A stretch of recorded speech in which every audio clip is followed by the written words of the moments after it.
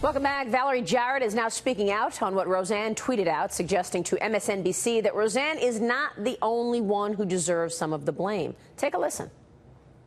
Do you feel like this president has set a tone that has made people feel increasingly empowered to say those kinds of things?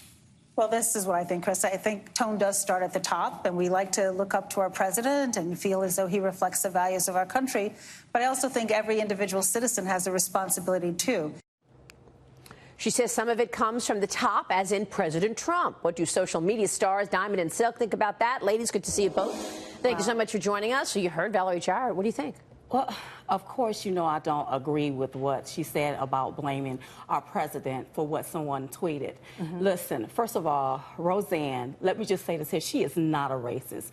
She made bad judgments when she tweeted out something that was a little off the cuff, and she apologized for it. Now, where's the apologies from all of the other people like the Joy Beharts, Whoopi Goldberg, Sunny Hostin, Jimmy Kimmel? Where are the apologies from those people that work for ABC as well? Right. Why haven't their shows been canned? Because they've said some off-the-cuff stuff about our president and about conservatives, about people that support our president. Well, I'll tell you, I was reading the Keith Olbermann tweets just earlier just to get caught up on this, and I couldn't believe some of the things that he has said on Twitter with the F-bombs and the pushback on President Trump. And then you just heard Howie Kurtz mention Joy Behar as well. Yeah, absolutely. You know, we had to block Keith Olbermann on Twitter because he's so nasty. Very nasty. So I don't get the hypocrisy is so real on both sides. Listen, if we're going to open up the conversation, I know Valerie said that this is a teachable moment. Well, if this is a teachable moment, how about we open up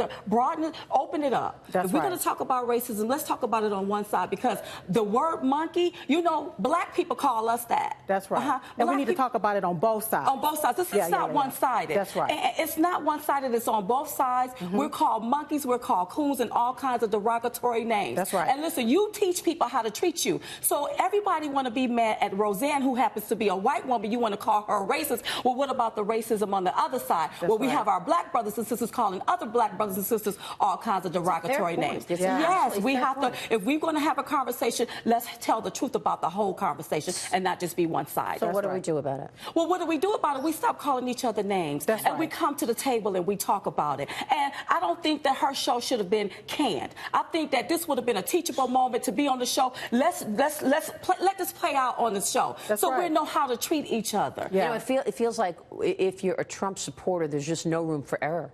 She obviously made a big mistake. And she apologized. But there's no room for error, especially if you have a conservative mentality. And that is not fair. And that's where the hypocrisy come in, and it's got to stop. And she apologized for it. That's the number one thing. She was woman enough to apologize for it. When she saw that the joke fell flat, she apologized for it. Okay, but we still have yet to wait on other people from the left. We was really astounded, by the way. They are beating this lady up over the head about racism when they are the one that does a lot of the racism. If you go to the Diamond and Silk Wall of Shame, you will see so many derogatory remarks made about us from other black people, from other people that is speaking out, talking about this person is racist. One tweet, one bad joke don't make you a racist. That's right.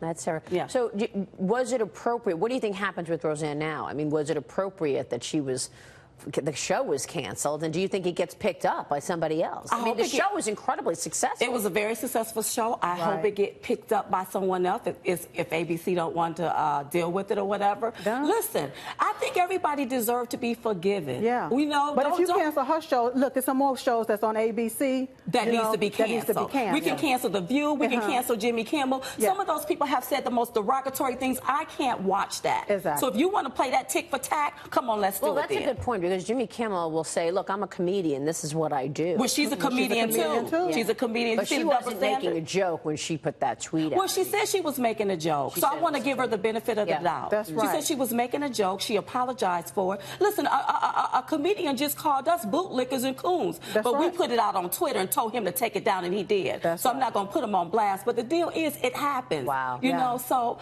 But you also have had your challenges with Twitter in it itself. Absolutely. Twitter, Facebook. The whole thing. Being a And do you conservative. think that's because you're conservative? It's because we're conservative and we support this president. That's right. You got to realize how he won this through social media. Yes. We use social media, and he is now the president of the United States. They don't like that. So they're going to do everything they can to block us and to stop us. And they look at us as a double threat. We're 2 black women, we're conservative, and we love our president. Okay, a triple threat. Yeah. No, I mean, I think you make really good points. I mean, in terms of social media, people are moving so fast. They just say things like this. I mean, you know, I've seen it myself, and just you say things and then say, oh gosh, why did I say that? We should have a little more forgiveness for that, given that we're all moving so fast. And having said that. Right. There's no room. There's no tolerance for and racism. just calm it down. There is no tolerance for that, for any kind of racism on either side. It can't be one-sided here. That's what I'm trying to make. Yeah. We can't always point the finger at every white person when my black brothers and sisters is calling us out of our name and calling us the same derogatory name. Ben Carson was just called a porch monkey. Nobody said nothing about that journalist. Yet everybody want to go after Roseanne. A journalist called him that. Well, this is what we're hearing. Yes. right. And she took the tweet down, the so-called journalist took the tweet down. But didn't apologize. But didn't apologize That's for right. it. But you see, it can't be a double standard. Yeah. You know, racism is not just about white. Racism, if you are spewing it, then you need to stop doing it. That's right. It's ignorance across the board. Absolutely. And it comes in many forms. That's All the right. way across the board. So have you heard from Roseanne? What do you think about her response? Listen, I just, if it was me, I would sort of get off of Twitter for a minute and just calm it down. Give it a break. Just give it a break. You know, you don't have to be on the defense about everything. But the president responding, I'm just talking to Howie Kurtz about this, the president responding, sort of wading into this controversy, is giving some people more ammunition to attack President Trump. You know that.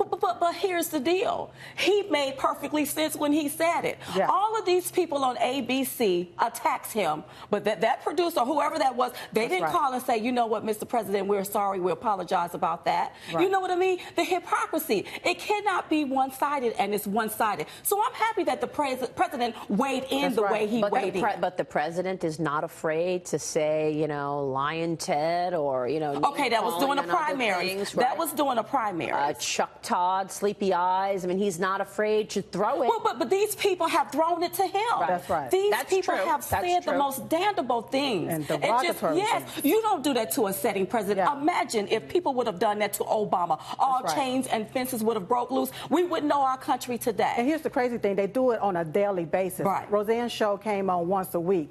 These people do it on a daily basis and no apology at all. They call him a xenophobe, homophobe, all these other different phobes. I'm waiting on them to call him a germaphobe. They just call him all of these different names, racist name, call him a racist. They don't have a problem sitting there saying he's a racist. Yeah. Okay? Donald Trump, our president, is not a racist. He's a realist, and the only color he sees is green, and he wants everybody, including the naysayers, to have something. That's right. He wants us to be said that. Mm-hmm. prosperous. That's right. And then, by the way, it's happening. It is. An Exactly. economy Yes. that is growing. Let me ask you, because of your conservative views, you're sort of out there, and you're up for attack. And I know that I've watched this. Have you always been conservative? Well, we've always been conservative in our thought and our thinking process, but we tended to vote Democrat because we were conditioned. But we found that just because you're black didn't mean you had to vote Democrat. That's right. We say you can get off of that, what we call Democrat plantation, plantation. and you can vote for something different. And when That's we right. saw then Donald Trump, now President Trump, we wanted something different, and that's why we voted for Yeah, him. that's really interesting. So you just sort of